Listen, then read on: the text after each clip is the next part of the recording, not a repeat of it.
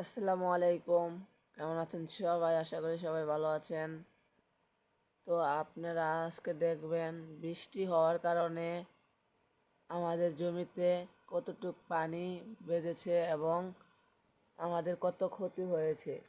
আপনারা দেখতে পাচ্ছেন যে আমাদের ধানগুলো সব কেবলই পাকা ধরছে, তখনই এই আপনার বৃষ্টি এসে আমাদের ধানগুলো শুইয়ে দিয়েছে এবং অতিরিক্ত বাতাসের কারণে আমাদের ধানগুলো পড়ে গিয়েছে।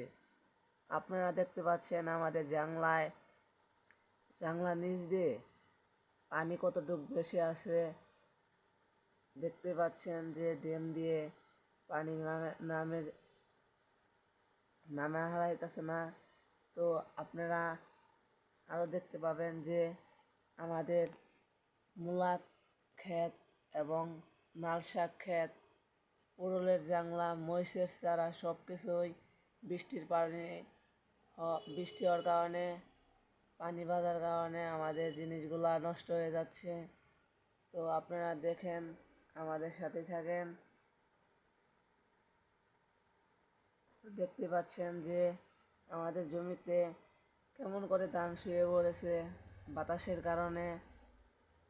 বেশি বাতাস হওয়ার কারণে দেখতে পাচ্ছেন যে আমাদের বাগুন ক্ষেতে কেমনভাবে পানি বেঁধে রয়েছে।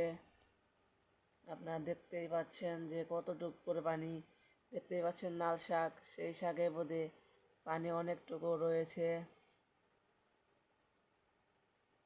লাল শাক তলিয়ে গিয়েছে পানি হওয়ার কারণে।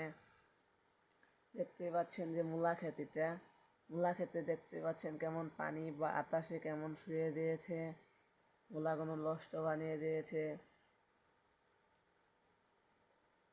মূলা নষ্ট হয়ে যাচ্ছে পানি হওয়ার কারণে, বৃষ্টির কারণে পচে যাচ্ছে।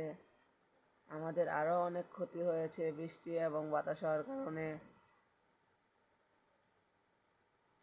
আপনারা দেখতেই পাচ্ছেন যে আমাদের কেমন ক্ষতি হয়েছে, আরও দেখতে পারবেন তো পরের ভিডিওতে।